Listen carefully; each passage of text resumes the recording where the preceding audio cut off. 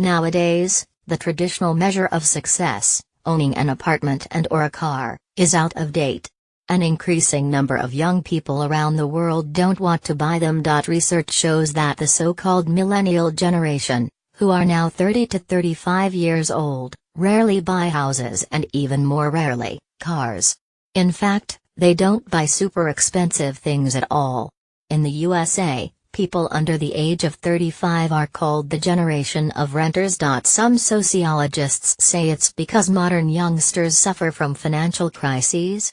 That's why people are afraid of serious loans. But it's not the most important reason.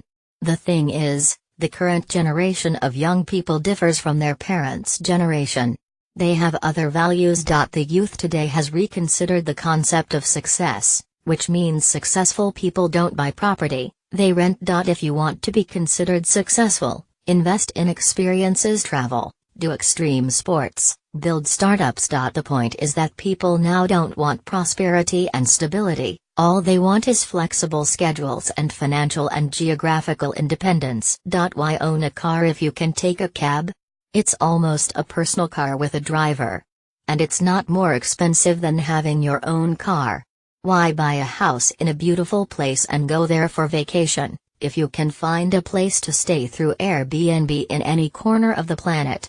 You don't have to overpay for rent or buy a property in a country you love.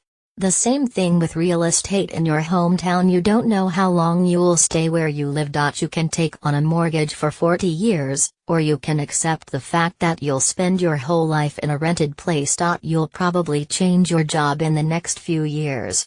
If you rent, nothing prevents you from moving closer to the office. According to Forbes, modern young people change jobs every 3 years on average. James Hamblin, The Atlantic's columnist, explains the phenomenon as follows. Over the past decade, psychologists carried out a great amount of research proving that, in terms of happiness and a sense of well-being, spending money on new experiences is much more profitable than buying new things. It brings more joy. Social interaction between people is crucial to whether they feel happy or not. Talking to others and having a lot of friends makes you a happier person. But would people rather hear about how you spent a year in a wild country or about how many apartments you've already bought? Here's an extract from Hamblin's article. Turns out people don't like hearing about other people's possessions very much, but they do like hearing about that time you saw Vampire Weekend. Remember that even a bad experience can become a good story. Material things cannot. There's one more thing. The things we own, especially if they're very expensive, make us worry about their condition. If you buy a car, you'll flinch every time someone's alarm sounds outside. If you buy a house and fill it with expensive items, you'll be afraid of being robbed. Not to mention the fact that a car can be scratched or break down, and a super expensive TV might break after a year of usage. But no one can ever take away the experiences you have. Our parents weren't able to travel as often as we do. There wasn't the possibility to have so much fun. They didn't have so many opportunities to start a new business. Therefore, they invested in houses and cars, and we don't want to do that. After all, every purchase, if it's not a house or an apartment, will depreciate over time.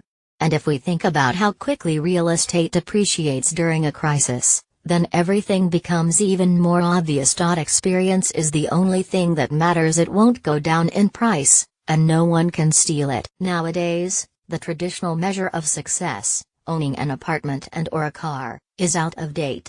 An increasing number of young people around the world don't want to buy them. Research shows